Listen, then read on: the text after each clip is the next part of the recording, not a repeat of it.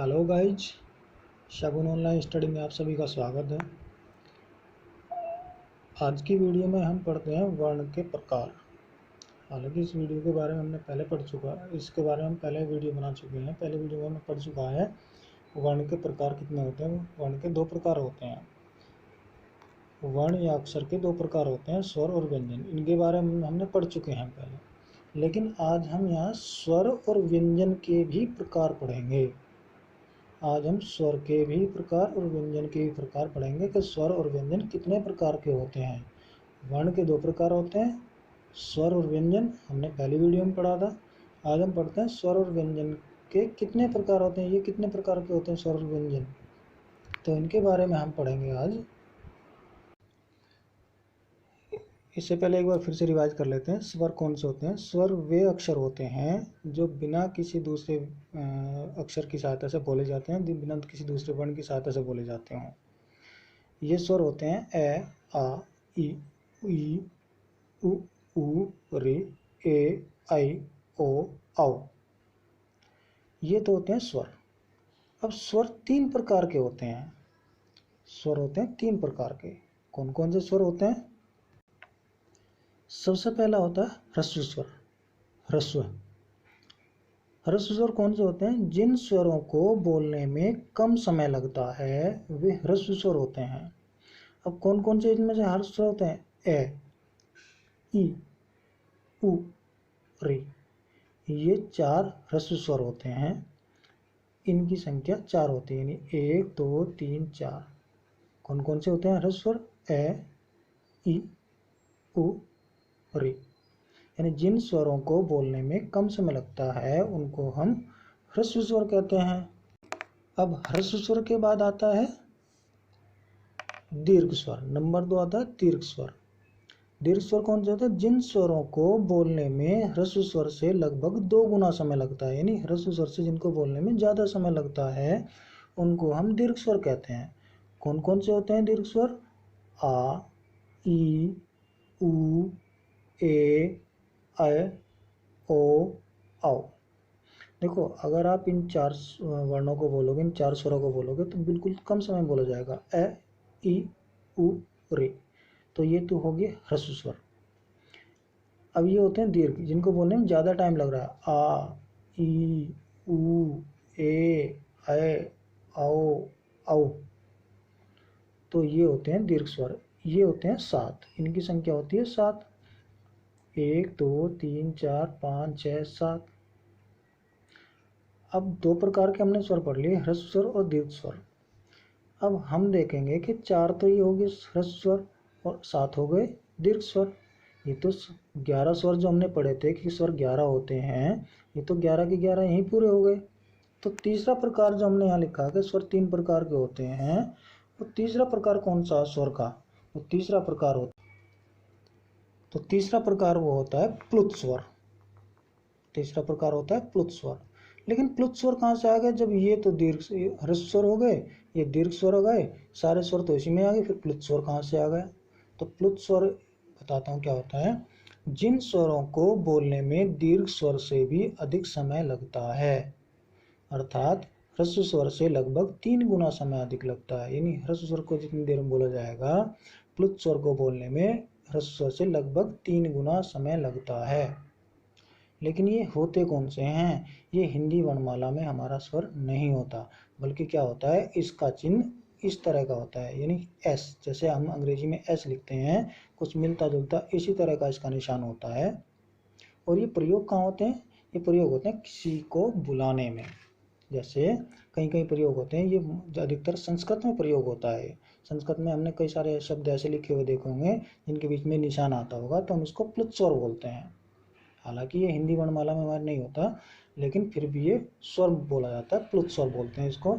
जैसे ओम, तो यहाँ ये जो बोल रहा है उसे लंबे टाइम तक बोल रहा है, यानी यहाँ से ज़्यादा टाइम ले रहा है बोलने में। ओम, राम, तो इस तरह के जो स्वर होते हैं ये प्लुत स्वर होता है, जिनको बोलने में दीर्घ स्वर से भी और ह्रस्व स्वर से भी ज़्यादा टाइम लगता है। तो ये तो हो गए स्वर के प्रकार, ह्रस्व स्वर, दीर्घ स्वर, प्लुत स्वर। ह्रस्व स्वर में होता है ए, ई, उ, री। दीर्घ में होते हैं आ, ई, उ, ए, ऐ, ओ, औ। और प्लुत स्वर में ये निशान होता है, इसको प्लुत स्वर बोलते हैं।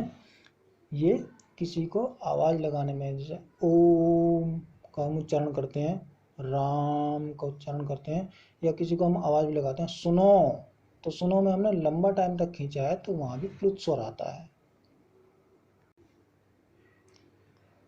अब ये तो हो गए हमारे स्वरों के प्रकार। लेकिन अब स्वरों का उच्चारण स्थान, स्वरों को हम बोलते कहाँ से हैं ये पढ़ते हैं। उच्चारण कहाँ से करते हैं? तो स्वर जो होते हैं सबका अलग अलग उच्चारण होता है, अलग अलग जगह से हम बोलते हैं। ए, आ, इनका उच्चारण स्थान होता है कंठ, यानी गले से बोलते हैं इनको। ई, ई, इनका उच्चारण स्थान होता है तालु।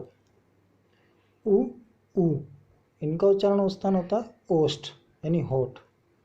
रि का उच्चारण स्थान होता है मूर्धा। ए, आए का उच्चारण स्थान होता है कंठ, तालु, यानी कंठ और तालु दोनों से उच्चारण होता है इसका। ओ, औ, इनका उच्चारण स्थान होता है कंठ, ओष्ठ, यानी कंठ और ओष्ठ दोनों से मिलकर इनका उच्चारण होता है। तो ये स्वरों के उच्चारण स्थान है। हम मुंह के कौन से भाग से इनका उच्चारण करते हैं, मुंह के कौन से भाग से बोलते हैं? ए, आ को कंठ से, ई को तालु, उ को ओष्ठ, रि को मूर्धा से, ए कंठ तालु से, ओ, औ को कंठ ओष्ठ से। तो ये इनके स्वरों के उच्चारण स्थान होते हैं। तो ये तो बात हुई स्वरों की। स्वरों के बाद हम देखते हैं व्यंजन। तो व्यंजन कितने प्रकार के होते हैं? व्यंजन 3 प्रकार के होते हैं। कौन कौन से प्रकार होते हैं व्यंजन के? 3 प्रकार होते हैं। व्यंजन के बारे में हमने पिछली वीडियो में पढ़ा भी था, व्यंजन कौन कौन से होते हैं, लेकिन अब उनके प्रकार पढ़ रहे हैं, कौन कौन से प्रकार व्यंजन के होते हैं। तो व्यंजन के प्रकार, पहला प्रकार पढ़ते हैं स्पर्श व्यंजन। पहला प्रकार पढ़ते हैं स्पर्श व्यंजन। अब स्पर्श व्यंजन में कौन कौन से व्यंजन होते हैं? तो स्पर्श व्यंजन में होते कौन कौन से व्यंजन होते हैं? क, ख, ग, घ, ण, च, छ, ज, झ, नी, ट, ठ, ड, ढ, ण, त, थ, द, ध, न, प, फ, ब, भ, म। तो ये स्पर्श व्यंजन होते हैं। कुल मिलाकर 25 स्पर्श व्यंजन होते हैं। ये स्पर्श व्यंजन होते हैं 25। अब इन व्यंजनों को हम अलग अलग वर्गों में बांटते हैं। अलग अलग वर्गों में कैसे बांटते हैं? जैसे ये एक लाइन हुई क, ख, ग, घ, ण, तो ये लाइन होती है 1 2 3 4 5 लाइन बनती हैं। इन पांचों को, इन 25 व्यंजनों को हम 5 वर्गों में बांटते हैं। वर्ग कैसे निर्धारित करते हैं इनके? कि जो भी लाइन का पहला वर्ण है उसी को उसका वर्ग माना जाता है। जैसे ये पहला वर्ण क्या है इसका, इस लाइन का क, तो ये क वर्ग वाले हैं, ये क वर्ग वाले वर्ण हैं। ये च वर्ग वाले वर्ण हैं, ये ट वर्ग वाले वर्ण हैं, ये त वर्ग वाले वर्ण हैं, ये प वर्ग वाले वर्ण हैं। कैसे निर्धारण किया हमने कि ये क वर्ग वाले, क, ख, ग, घ, ण, ये प्रथम वर्ग वर्ण होता है वर्ग का, ये अंतिम वर्ग वर्ण होता है वर्ग का। ये च वर्ग वाले, इसका प्रथम वर्ण च है, इसका अंतिम वर्ण नी है। ये ट वर्ग वाले, प्रथम वर्ण ट, अंतिम वर्ण ण।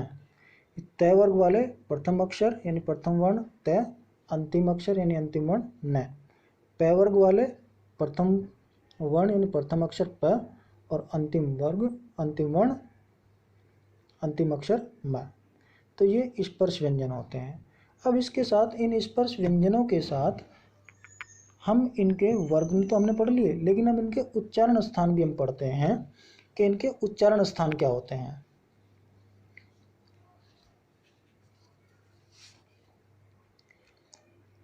ये जो क वर्ग वाले व्यंजन हैं, जिनको हम स्पर्श व्यंजन बोलते हैं, क वर्ग वाले व्यंजन जो हैं, इनका उच्चारण स्थान होता है कंठ। ये च वर्ग वाले पूरे जो व्यंजन हैं, इनका उच्चारण स्थान होता है तालु। ये ट वर्ग वाले जो व्यंजन हैं इनका उच्चारण स्थान होता है मूर्धा। ये त वर्ग वाले जो वर्ण हैं इनका उच्चारण स्थान होता है दंत।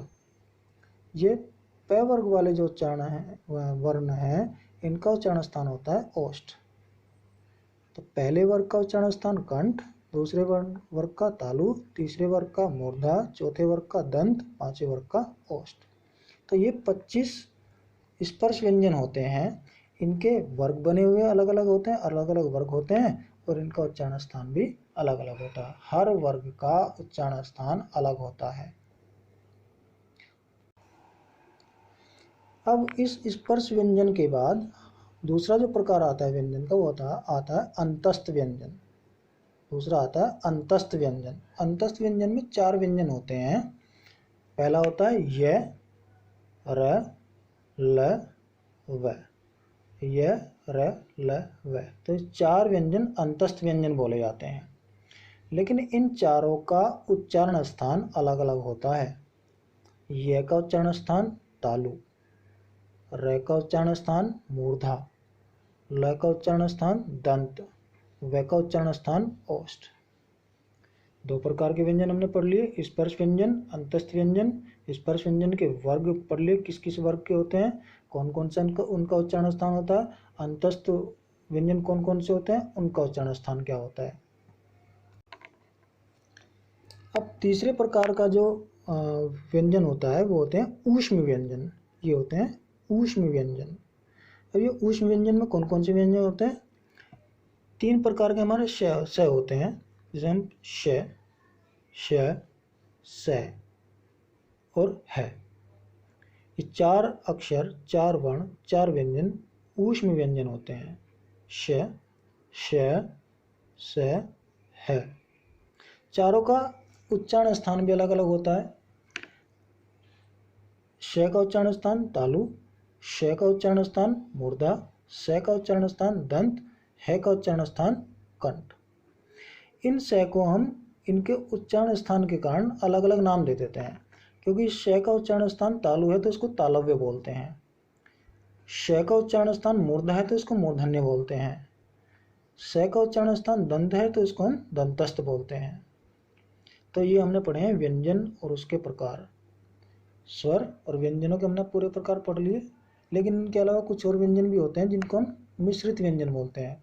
व्यंजन 3 प्रकार के पढ़ लिए हमने, स्पर्श, अंतस्थ और ऊष्म। लेकिन कुछ व्यंजन और भी होते हैं, मैंने पहले वीडियो में बताया था, इनको हम मिश्रित व्यंजन बोलते हैं। एक बार फिर से रिपीट कर देता हूँ। 4 जो व्यंजन होते हैं मिश्रित व्यंजन, ये अक्ष, त्र, ज्ञ और श्र, ये 4 मिश्रित व्यंजन होते हैं। इनके बारे में पूरी जानकारी मैंने पिछली वीडियो में दे रखी थी। एक बार फिर से पिछली वीडियो को देख लेना, और अगर नहीं देख पाए हो तो डिस्क्रिप्शन में उसका लिंक दे दिया है, उसको ज़रूर देख लेना।